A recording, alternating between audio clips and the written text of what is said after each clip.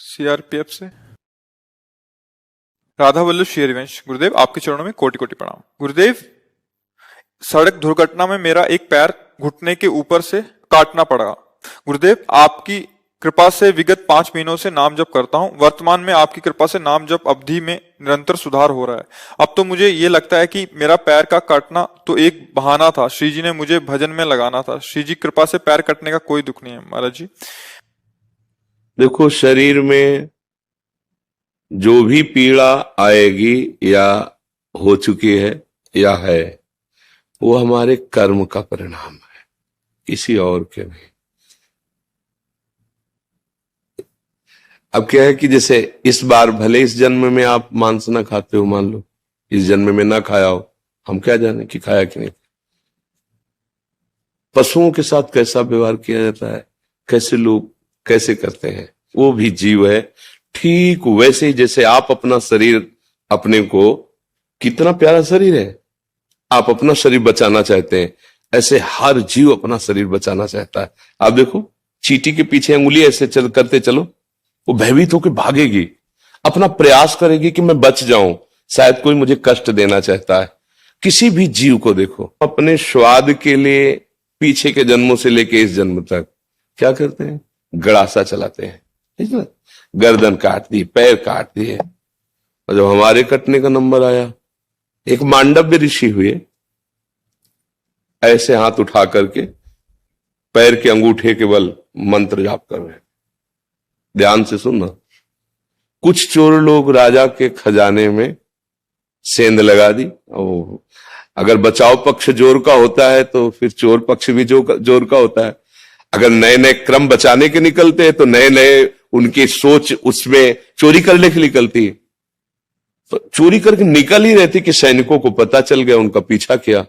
अब वो भागे, तो भाग करके देखा ऋषि का आश्रम, अगर इसमें छुप जाते हैं तो हमारा बचाव पक्ष हो जाएगा। चले गए अंदर, लताएं झोपड़ी सब, वहीं अपने स्वर्ण आदि जो चोरी की थी वहीं रख के चुपचाप बैठ गए। उनको पक्का लगा कि इसी आश्रम में गए होंगे, क्योंकि आगे गए नहीं। तो आश्रम में गए,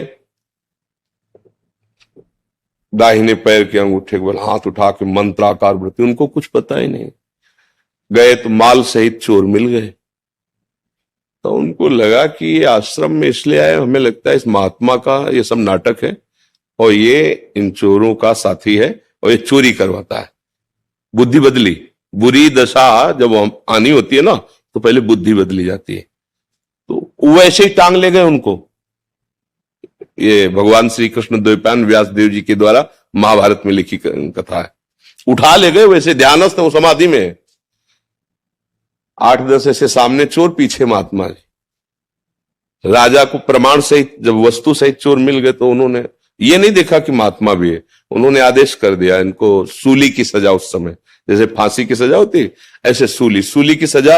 एक भाले जैसा यंत्र, ऐसे नीचे से खंबे जैसा, ऊपर एकदम भाला जैसा, और बराबर की ऊंचाई में ले जाकर गुदा द्वार से ऐसे छोड़ दिया जाता था ऊपर से। तो वो जितनी घुस पाई, इसके बाद वो आदमी गुदा द्वार में सूली घुसी।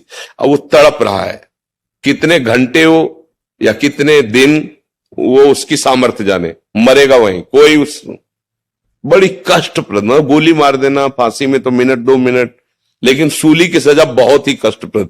अब गुदा द्वार में इतनी घुसी है और वो रक्तस्राव हो रहा, धीरे धीरे वो मरेगा।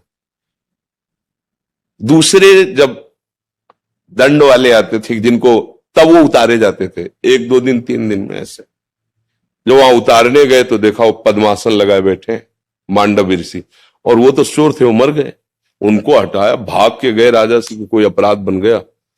वो तो कोई सच्चे महात्मा थे जिनको हम पकड़। बोले महात्मा को क्यों पकड़ के लाए? बोले महाराज हमको लगा कि वो आश्रम में। तो अब वो भयभीत हो गए, क्योंकि आगे गाय और ब्रह्म ऋषियों को करके गए। वो कहा महाराज मुझे बिल्कुल पता नहीं था, आप क्षमा कीजिए, मेरे से अपराध बन गया। उनका नहीं, बस ये हटाओ, सूली से मुझे उतरवाओ, मैं तुम्हें दंड नहीं दूंगा, मैं सीधे धर्मराज को दंड दूंगा, उतारू तो मुझे। लाख उपाय किया गया, वो शूली उनके गुदा द्वार से हटी ही नहीं, काट दिया गया। वो सीधे अंतर ध्यान में धर्मराज के पास पहुंचे और उन्होंने कहा मुझे बचपन से याद है कि मैंने कोई अपराध नहीं किया, फिर मुझे ये सजा क्यों मिली? लोहा अंदर ठसा हुआ, उसे काट दिया गया, निकला ही नहीं, मैं तुम्हें अभी दंड देता हूं, क्योंकि तपस्या के धनी थे। तो धर्मराज इनका रुको रुको रुको, तो जैसे अपने नहीं कि टीवी चैनल लगा दे तो दिखाई देता है, ऐसे कहा देखो आप अपने। तो 8 वर्ष के थे, एक तितली को उठाया और बम्बूल का कांटा होता है ना, बार बार उसके गुदा द्वार में ऐसे खिलवाड़ में, बच्चे थे, ऐसे करके छोड़ दिया। बोले उसका फल है ये कि सूली निकाली नहीं गई, अंदर धसी हुई है, क्योंकि कांटा निकाला नहीं था।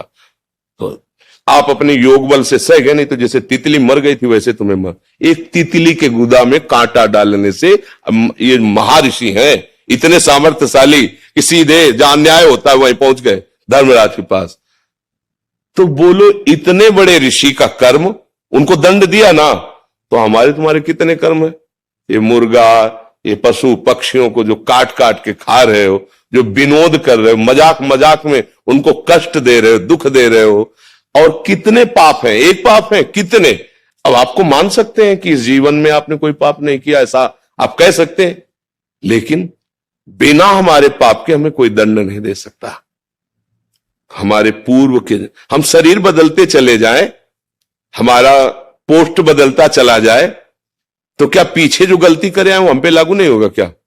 मान लो आप पहले एक छोटे पद में थे, फिर बड़े पद में आ गए, लेकिन जब छोटे पद में किए हुए अपराध का दस्तावेज खुलेगा तो बड़े पद में होते हुए आपके ऊपर कानून लागू हो जाएगा और आपको जेल जाना पड़ेगा, आपको दंड भोगना पड़ेगा।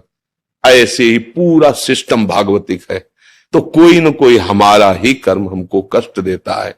अब संभाल लो, नाम जप करो, कोई भी ऐसा आचरण मत करो। दूसरे को अगर दुख दोगे तो तुम चाहे जितने समर्थ बन लो, वो दुख इतना बलवान होके आएगा कि ऐसी जगह तुम्हें रौंदेगा कि कोई सहायक नहीं मिलेगा, पक्का कोई सहायक नहीं मिलेगा।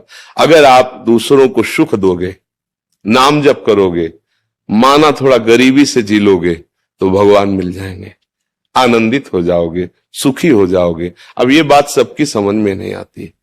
ऐसी हत्याएं करते हैं, जिंदा पशु को टांग दिया, नीचे से आग लगा रहे हैं। अब आप गाड़ी खरीद के लाए और रफ्तार से दौड़ा रहे हैं और लग गई आग, लाख है शीशा, अंदरे भुन गए। ये है मालिक का हिसाब। ये वही है जिसने डंडे में बांध के आग के नीचे भूंजा था, उसने उसी के कमाए हुए धन से उसी में आग लगा के उसको भूंज दिया। वो निर्णायक झूठा नहीं है, वो निर्णायक बड़ा दयालु है। हमारे द्वारा जो कर्म होते हैं, अवश्य में भोक्तव्यम कृतम कर्म शुभाशुभम। इसीलिए हम सबसे हाथ जोड़ के कहते हैं, मत खाओ मांस भैया, मत खाओ। काहे को जीव के स्वाद के लिए दूसरे को कष्ट दे रहे हो, और जब परिणाम आएगा तब। ये शराब पीना, मांस खाना, व्यभिचार करना, गंदे आचरण करना, ये तुम्हें कभी सुखी नहीं कर सकते हैं। जो हुआ उसको हमें मिटाना पड़ेगा। हमने लिखा है तो हम ही को मिटाना पड़ेगा, हमारे ही तो कर्म है। तो ये नाम जप जो है ये मिटा देगा, पीछे का भी, वर्तमान का भी, और आगे जो होने की चूक हो जाए उसको भी संभाल देगा।